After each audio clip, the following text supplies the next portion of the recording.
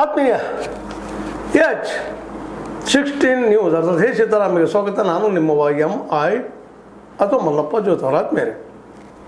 ಕಸಾಪ ಕನ್ನಡ ಸಾಹಿತ್ಯ ಪರಿಷತ್ ಇದ್ರ ಬಗ್ಗೆ ಸಾಕಷ್ಟು ಚರ್ಚೆಗಳು ಮೇಲೆ ಆಗ್ತಾ ಇರ್ತಾವೆ. ಅದರಲ್ಲೂ ಮಹೇಶ್ ಜೋಶಿ ಅವರು ಅಧ್ಯಕ್ಷರಾಗಿ ಆಮೇಲೆ ಅವ್ರ ಆರೋಪ ಬಂದು ಆರೋಪಗಳನ್ನು ಮುಚ್ಚೋದಕ್ಕೆ ಮತ್ತೇನೋ ಮಾಡಿ ಇಡೀ ಕಸಾಪನ್ನು ತನ್ನ ಕೈಲಿ ತೊಗೊಳ್ಬೇಕಂತೇಳಿ ಆ ಬಾಯ್ಲಾಗಳಿಗೆ ತಿದ್ದುಪಡಿ ಮಾಡಿ ಏನೇನೋ ಗದ್ದಲ ಮಾಡಿಬಿಟ್ರು. ಗದ್ದಲ ಮಾಡಿ ಅದನ್ನು ತಮ್ಮ ಸುಪ್ಪರಿ ತೆಗೆದುಕೊಳ್ಳುವಂಥ ಕೆಲಸ ಮಾಡಿದರು. ಅದು ಇವತ್ತೇನಪ್ಪ ಅಂತಂದ್ರೆ ಸಾಹಿತ್ಯ ಪರಿಷತ್ ಅಂದರೆ ಏನು, ಸಾಹಿತಿಗಳಂದ್ರೆ ಏನು ಅನ್ನೋದು ಒಂದು ಪ್ರಶ್ನೆ ಮೂಡುವ ಜೊತೆಗೆ ಸಾಹಿತಿಗಳಿಲ್ಲ ಇಲ್ಲವೇನು ಅಂತ. ಯಾಕಂದರೆ ಎಲ್ಲ ಸೇರಿದ್ರು, ವ್ಯಾಪಾರಿ ವರ್ಗದ ಮಧ್ಯೆ ಸೇರಿದಂಗೆ ಆಗಿದ್ದಾರೆ, ಅಧಿಕಾರಶಾಹಿ ವರ್ಗದ ಮಧ್ಯೆ ಸೇರಿದ್ದಾರೆ. ಇವತ್ತು ಅಲ್ಲಿ ಅದರ ಅಧ್ಯಕ್ಷರಾಗೋರು ಸೂಕ್ಷ್ಮ ಅಭ್ಯಾಸ ಮಾಡಿದರೆ ಇವರು ಸಾಹಿತಿಗಳ ಅನ್ನುವಂಥದ್ದು, ಸಾಹಿತ್ಯದ ಗಂಧ ಗಾಳಿ ಇದನ್ನ ಇವರಿಗೆ ಅಂತೇಳಿ. ಈ ಮಹೇಶ್ ಜೋಶಿ ಏನು ಒಂದೆರಡು ಬುಕ್ ಬರೆದಿರ್ಬೋದು, ಮತ್ತೇನು ಮಾಡಿದ್ರು, ಪುಸ್ತಕ ಬರೆದಲ್ಲ ಸಾಹಿತ್ಯ ಆಗೋದಿಲ್ಲ. ಎಲ್ಲರೂ ಕುವೆಂಪು ಆಗಲಿಕ್ಕೆ ಸಾಧ್ಯ ಇಲ್ಲ. ಹಾಗಂತ ತಿಳ್ಕೊಂಡು ಕುವೆಂಪು ಅವ್ರು ಆಗೋದಕ್ಕೆ ಪ್ರಯತ್ನ ಮಾಡೋದು ತಪ್ಪಂತಲ್ಲ. ಇಂಥ ಒಂದು ಸಾಹಿತ್ಯಗಳನ್ನು ನಿರ್ಮಾಣ ಮಾಡುವಂಥದ್ದು, ಕನ್ನಡ ಸಾಹಿತ್ಯ ಉಳಿಸುವ ಜೊತೆ ಸಂಸ್ಕೃತಿ ಉಳಿಸ್ಕೊಂಡು ಹೋಗುವಂಥದ್ದು. ಸಾಹಿತಿಗಳಂದ್ರೆ ಮೃದು ಸ್ವಭಾವದವ್ರು ರೀ. ತಮ್ಮ ಭಾಷೆ ಮೂಲಕ, ತಮ್ಮ ಮನದ ನೋವುಗಳ ಮೂಲಕ, ತಮ್ಮ ಮನದ ಸಂತೋಷಗಳ ಮೂಲಕ ಸಮಾಜವನ್ನು ತಿದ್ದುವುದಕ್ಕೆ ಕೆಲಸ ಮಾಡುವಂಥ ಒಬ್ಬ ಸಾಫ್ಟ್ ಶಿಲ್ಪಿ.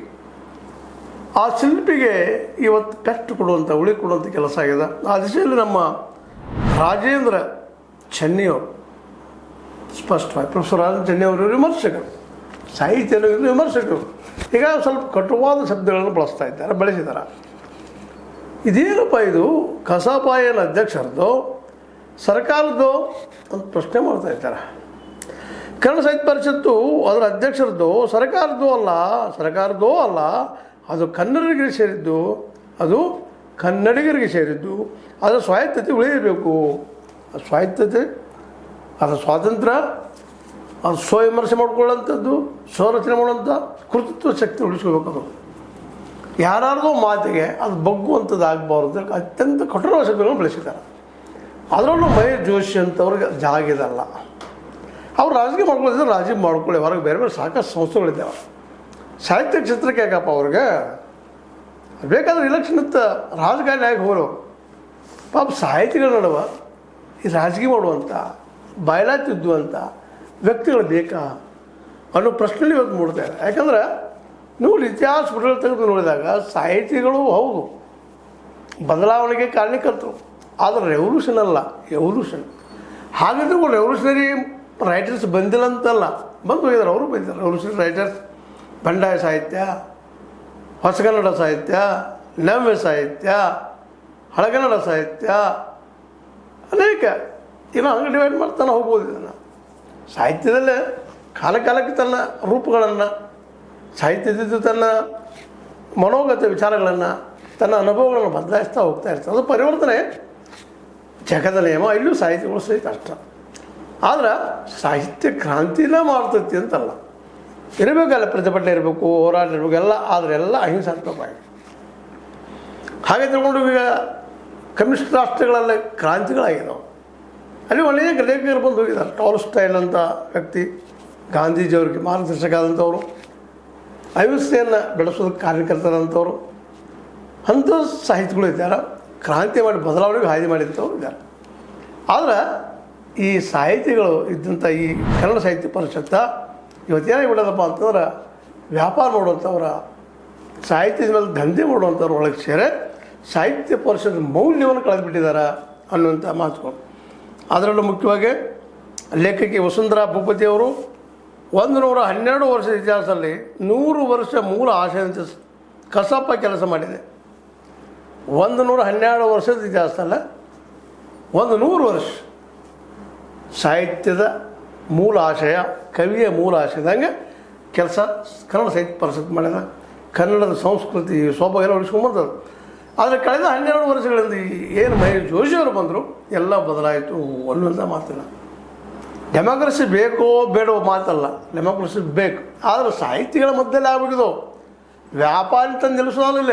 ನಮ್ಮ ದೇಶದ ರಾಜಕೀಯ ಆದಂಗೆ ಆಗ್ತದೆ. ಇವಾಗ ಒಬ್ಬ ಸಜ್ಜನ ಎಲೆಕ್ಷನ್ ಇರಬೇಕು, ಆಯ್ಕೆ ಆಗಬೇಕು, ಜನ ಆರಿಸ್ಬೇಕಾದ್ರೆ ಹೌದು ಆಯ್ಕೆ ಜನನ ಮಾಡ್ತಾರೆ. ಆದರೆ ಇವತ್ತು ಏನಾಗಿದೆ ಇದರಲ್ಲಿ ಆಯ್ಕೆಯಲ್ಲೇ ದುಡ್ಡಿನ ಪ್ರಭಾವ, ಸಾರಾಯಿ ಪ್ರಭಾವ, ಮತ್ಯಾವ ಪ್ರಭಾವ ಆಗ ನಮ್ಮ ಡೆಮೋಕ್ರಸಿ ಅವ್ರು ಸಾಯಲಿಗತ್ತದ್ರಿ. ಹಾಗೆ ಕನ್ನಡ ಸಾಹಿತ್ಯ ಪರಿಷತ್ತಲ್ಲೂ ಸಾಹಿತ್ಯಗಳು ಬೇಕಾಗಿದೆ, ಇಲ್ಲಿ ಕವಿಗಳು ಬೇಕಾಗಿದ್ದಾರೆ, ಅವ್ರ ಕೈಲಿ ಉಳಿಬೇಕದು. ಆದರೆ ಯಾರೋ ಒಬ್ಬ ವ್ಯಾಪಾರಿಗಳು, ಯಾರೋ ಒಬ್ಬ ರಾಜಕೀಯ ಜನ ಬಂದು ಇದನ್ನು ಹಾಳು ಮಾಡ್ತಾ ಇದ್ದಾರೆ. ಇದು ಕಳೆದ 12 ವರ್ಷದಿಂದ ನೋಡಿದ್ವಿ ನಾವು. ಹೀಗಾಗಿ ಭ್ರಷ್ಟಾಚಾರ ಹೆಚ್ಚಾಗ್ಯದಲ್ಲ. ಸರ್ಕಾರ ದುಡ್ಡು ಬರ್ತದೆ ಅಂದ ತಕ್ಷಣ ಅಲ್ಲಿ ಹೊಡಿವು ಮಂದಿ ಭಾಳ ಬರ್ತಾ ಇದ್ದಾರೆ. ಅಲ್ಲಿ ರೊಕ್ಕ ಬರೋದಿಲ್ಲ ಅಂದ್ರೆ, ಹಣನ ಬರೋದಿಲ್ಲ ಅಂದ್ರೆ ಯಾರೂ ಬರೋದಿಲ್ಲಲ್ಲ. ಅದಕ್ಕೆ ಒಂದು ಮಾತನ್ನು ಹೇಳ್ತಾ ಇದ್ದಾರೆ ನಮ್ಮ ಬಂಜಗಿರಿಯವರು. ಮುಖ್ಯವಾಗಿ ಈ ನಿಮ್ಮ ಸರ್ಕಾರದ ಹಣನ ಬೇಡಪ್ಪ ನಮಗಂತ.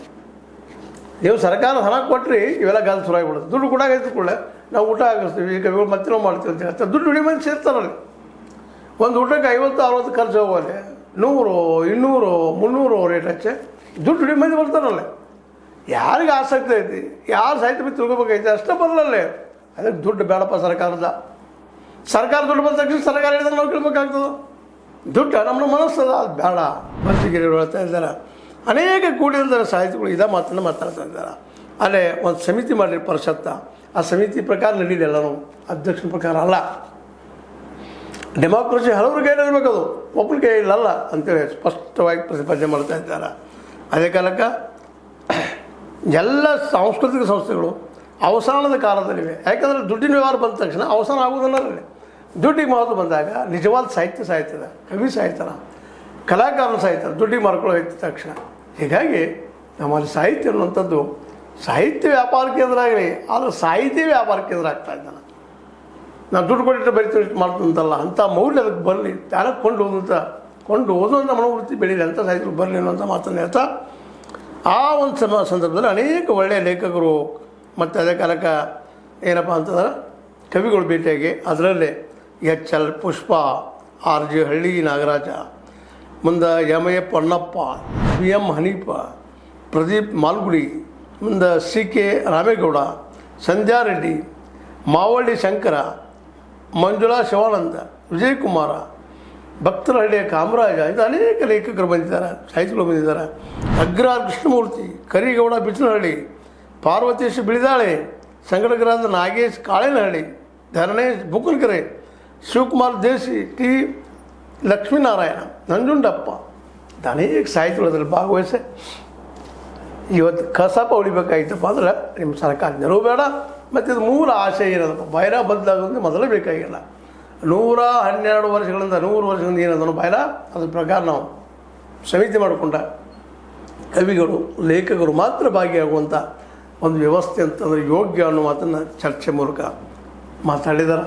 ಮತ್ತು ಅದು ನಿಜವಾಗಿಯೂ ಅದೇ ರೀತಿ ಹೋದ್ರೆ ಒಳ್ಳೆಯದು.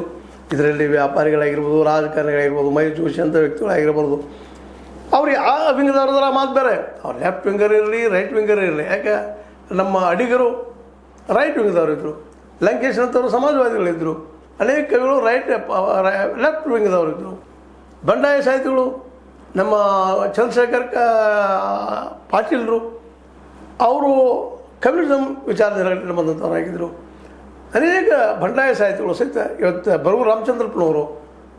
ಇಲ್ಲೇ ಎಡಗೈ ಬಲಗೈ ಮುಖ್ಯ ಅಲ್ಲ, ಲೆಫ್ಟಿಸ್ಟ್ ರೈಟಿಸ್ಟ್ ಅಲ್ಲ, ಸಾಹಿತ್ಯ ಉಳಿಬೇಕು. ಅವರು ಇಸಮ್ ಯಾವುದೂ ಇಲ್ಲ. ಇಸಮ್ ಅನುಕೂಲಕ್ಕೆ ಒಳ್ಳೆಯದಾಗೋದು ಇರ್ತದೆ, ಸಿದ್ಧಾಂತ ಅನುಕೂಲಕ್ಕೆ ಒಳ್ಳೆಯದಾಗೋದು ಇರ್ತದೆ, ಅದು ಇರಲಿ. ಬಟ್ ಇಲ್ಲಿ ರೊಕ್ಕ ಹೊಡೆಯುವಂಥ ಸರ್ಕಾರದ ಕೆಲಸಗಳು, ಸರ್ಕಾರ ಕೈಯಲ್ಲಿ ಬರುವಂಥ ಕೆಲಸ ಆಗಬಾರ್ದು. ಅದಕ್ಕೆ ಸರ್ಕಾರ ದುಡ್ಡು ಬೇಡ, ಏನು ಬೇಡ ನಮಗೆ, ನಾವು ಎಷ್ಟು ದುಡ್ಡು ಹಾಕೊಂಡು ಮಾಡ್ಕೊಳ್ತೀವಿ, ನಿಮ್ಮ ಸಹಾಯ ಕೊಟ್ಟು ನಮ್ಮ ಹಾಳು ಮಾಡಲಿಕ್ಕೆ ಹೋಗ್ಬೇಡ ಅನ್ನೋಂಥ ಮಾತನ್ನು ಬಂಜಗಿರಿ ಅವರು ಹೇಳ್ತಾ ಇದ್ದಾರೆ. ಸರ್ಕಾರ ಹಸ್ತಕ್ಷೇಪ ಬೇಡ, ಏನು ಬೇಡ ನಮಗೆ. ಹಾಗೆ ಅಧ್ಯಕ್ಷರು ನಮ್ಮ ಕಾರ್ಯಕರ್ತ ಸಮಿತಿ ಆರಿಸ್ತೀವಿ, ನಾವು ನಡೆಸ್ಕೊಂಡು ಹೋಗ್ತೀವಿ. ಇಲ್ಲೇ ನಮ್ಮ ಅಧ್ಯಕ್ಷರ ಮಾಲಕರಲ್ಲ, ಅವ್ರು ಹೇಳಿದ್ರೆ ನಾವು ಕೇಳಿದ್ರೆ ಬಯಲ ಅದನ್ನು ಸಿದ್ದು ಆಗಿಲ್ಲ ಅನ್ನೋ ಒಂದು ನಿರ್ಧಾರವನ್ನು ಎಲ್ಲರೂ ತೆಗೆದುಕೊಂಡಿದ್ದಾರೆ. ಇಂಥ ಒಂದು ಅತ್ಯಂತ ಗಂಭೀರವಾದ ಚರ್ಚೆ ನಡೆದ ಕಸಾಪ ಇದ್ದಿದ್ದು ಯಾರು ಅಧ್ಯಕ್ಷರದಲ್ಲ, ಸರ್ಕಾರದ್ದು ಅಲ್ಲ ಅನ್ನುವಂಥ ಮಾತನ್ನು ಸ್ಪಷ್ಟಪಡಿಸಿದ್ದಾರೆ ನಮ್ಮ ರಾಜೇಂದ್ರ ಚೆನ್ನೈ ಜೊತೆಗಾರರು. ಹೀಗಾಗಿ ಅಲ್ಲಿ ನಡೆದಂಥ ಚರ್ಚೆ ನಿಜವಾಗಿ ಇವತ್ತು ನಿಮ್ಮೊಂದಿಗೆ ಮಾತಾಡಬೇಕು ಅನಿಸ್ತು. ಯಾಕಂದ್ರೆ ಗೊತ್ತಾಗಲಿ ಏನು ನಡೀತಾ ಇದೆ ಸಾಹಿತ್ಯ ಪರಿಷತ್ನಲ್ಲಿ ಅಂತೇಳಿ. ನಾಡಿನ ಒಳ್ಳೆಯ ವಿಮರ್ಶಕರು, ಲೇಖಕರು, ಜೊತೆಗೆ ಸಾಹಿತಿಗಳು, ಜೊತೆಗೆ ಕವಿಗಳು ಬಂದು ಕೂಡಿ ಮಾತಾಡಿದರೆ ಅದನ್ನು ಎಕ್ಸಿಸ್ಟೆನ್ಸ್ ಬರಲಿ, ಅಂದರೆ ವಾಸ್ತವಕ್ಕೆ ಬರಲಿ ಅಂತ ಹೇಳ್ತಾ, ಈ ಮಹೇಶ್ ಜೋಶಿ ಅಂತ ವ್ಯಕ್ತಿಗಳು ಅಧ್ಯಕ್ಷರು ಬರೋದು ಬೇಡ ಅನ್ನೋ ಮಾತನ್ನು ನಾವು ನೀವೆಲ್ಲ ಒಪ್ಕೊಳ್ತಾ ಈ ಮಾತನ್ನು ಹೇಳಿ ಮುಗಿಸ್ತಾ ಇದ್ದೀನಿ. ನಿಮಗೆ ಲೈಕ್ ಇರ್ಬೋದು. ಲೈಕ್ ಮಾಡಿ ಶೇರ್ ಮಾಡಿ ಕಮೆಂಟ್ ಮಾಡ್ತಿದ್ದೆ ಸ್ವಲ್ಪ H60 ನ್ಯೂಸ್ ಅರ್ಥ ತಿಳಿಸಿದ್ದಾರೆ ಸತ್ಯದ ಕೈಗಳಲ್ಲಿ ವಂದನೆಗಳು. ಆತ್ಮೀಯ ಸಾರ್ವಜನಿಕರಲ್ಲಿ H16 ಅರ್ಥಾತ್ ಸೀತಾರಾಮದಿಂದ ಒಂದು ಮನವಿ. ಈ ಸಂಸ್ಥೆ ಭ್ರಷ್ಟಾಚಾರ, ಅನ್ಯಾಯ, ಅತ್ಯಾಚಾರಗಳಿಂದ ನೊಂದವರ ವೇದಿಕೆ. ಅನ್ಯಾಯಕೋರರ, ಭೂಗಳ್ಳರ, ನಶಾ ಸಾರಾಯಿ ಮಾಫಿಯಾಗಳ ವಿರುದ್ಧದ ಧ್ವನಿ. ರೈತರ, ಕೂಲಿಕಾರ, ಕಾರ್ಮಿಕರ, ಬಿದ್ದ ಸಮುದಾಯ ಜನರ ಧ್ವನಿ. ಬೆಂಬಲವಾಗಿ ನಿಂತು ತನುಮನ ಧನದ ಸಹಾಯಕ್ಕೆ ಸಾರ್ವಜನಿಕರಲ್ಲಿ ಕೋರಿಕೆ. ದಾನದ ಸಹಾಯ ನೀಡಿ ಸ್ವಾತಂತ್ರ್ಯ ಪತ್ರಿಕೋದ್ಯಮ ಉಳಿಸಿ ಬೆಳೆಸಿ. ವಂದನೆಗಳು. ತಮ್ಮನ್ನೇ ನಂಬಿರುವ ಮಲ್ಲಪ್ಪ ಇ ಜೋತಾವರ್. ಈ ಕೆಳಗಿನ QR ಸ್ಕ್ಯಾನ್ ಮಾಡಿ ಅಥವಾ ಈ ನಂಬರ್ ಅಂದರೆ 7411402405ಗೆ ಇಲ್ಲ 9686864852ಗೆ ನೀವು ಫೋನ್ಪೇ ಮಾಡಿ, Paytm ಮಾಡಿ ಅಥವಾ ಇನ್ನಾವುದೇ ಮಾಧ್ಯಮದಿಂದ ಗೂಗಲ್ ಮೂಲಕ ಸಹಾಯ ಮಾಡಿ ಈ ಪ್ರಾಮಾಣಿಕ ಪತ್ರಿಕೋದ್ಯಮವನ್ನು ಉಳಿಸಿ ಅಂತ ಮತ್ತೊಮ್ಮೆ ಮನವಿ. ವಂದನೆಗಳು.